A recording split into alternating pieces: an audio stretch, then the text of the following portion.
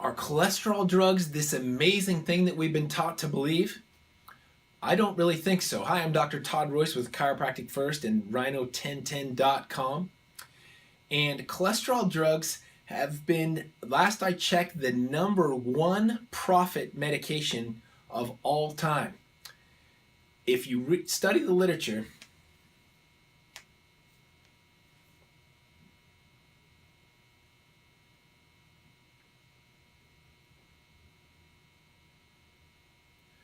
are you worried about your cholesterol? Are cholesterol drugs the answer if you have high cholesterol? Hi, I'm Dr. Todd Royce with Chiropractic First and Rhino1010 Wellness. And cholesterol drugs are one of the #1 profiting medications in the history of all medications. A huge percentage of our adults are currently on them because, well, the criteria have lowered and lowered for what they say you need this drug. The more people who need the drug, the more people are taking it, right? So the more profit.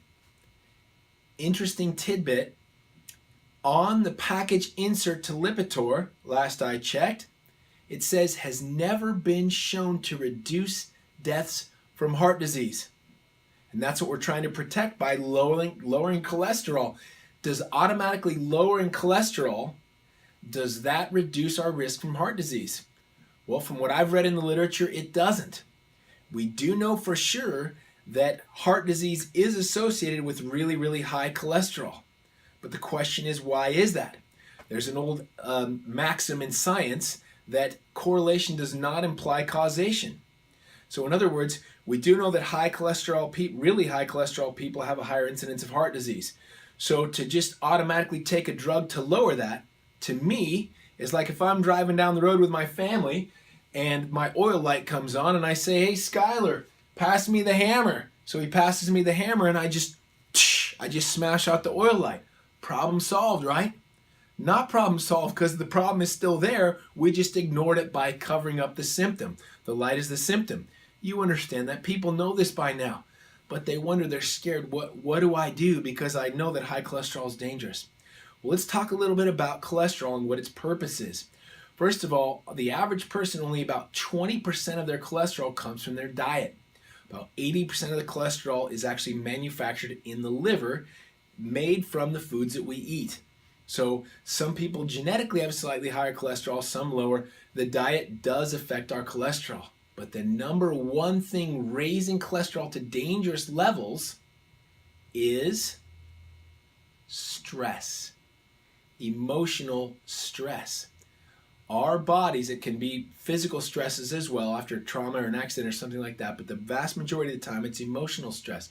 So what is the purpose of cholesterol? First of all, the majority of our brain is made of cholesterol. The myelin, the sheath around the brain and the nervous system that allows the nerve impulses to travel super, super fast at over 300 miles an hour through our bodies, myelin is the insulator that allows that. All of our hormones are manufactured from cholesterol, which is the important part of what I'm getting at. High cholesterol, if you need to produce more stress hormones like cortisol, epinephrine, which is adrenaline, norepinephrine, these things, those are made from cholesterol. So if our stress is really high and we need to produce high amounts of cortisol, then we need more cholesterol around. So how do we get more cholesterol? Well, we manufacture it. So it doesn't mean you need to eat Cheerios, though maybe in some cases Cheerios might be good for you. But what it means is that we need to control the stressor from the beginning. We need to find ways of reducing stress in our life. Please, before you start pounding cholesterol medication, look into, why am I so stressed? What is happening in my life? Is there any way I can reduce some of those stressors? Can I change the way I'm responding to these stressors? Can I do breathing exercises or meditations? Look on my YouTube channel at Todd Royce and you can find some different breathing exercises on there. I highly recommend you do that, or look up box breathing that someone else did. I'm not the only one who does that.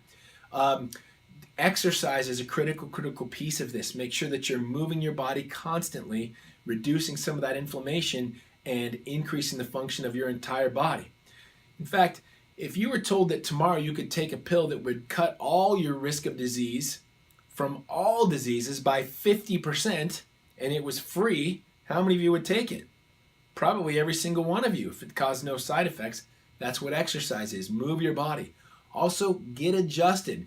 Was just at a conference this weekend, and they showed how we've known for years that chiropractic influences organ health, and we had some ideas that are still just as valid. But what we just recently learned is that the brain, when the spine is subluxated or out of alignment, it actually shuts down portions of the brain that are regulating things such as hormones and cholesterol. And what happens is when that part is shut down, the body can't regulate this normally, and so the body gets into a state of dis-ease, which can eventually lead to disease. So get adjusted. See your chiropractor. If you don't know me, or you don't live in Reading, or you do live in Reading but you have another chiropractor, great. Just make sure they're measuring, that they're actually correcting what they're out to correct. So if you have any more questions, just leave them on below this video, and you come visit us on the web to see if we can help you at rhino1010.com or chirofirst.net. Thank you for listening. I'm Dr. Todd Royce. I hope this has been helpful. Go make a great day.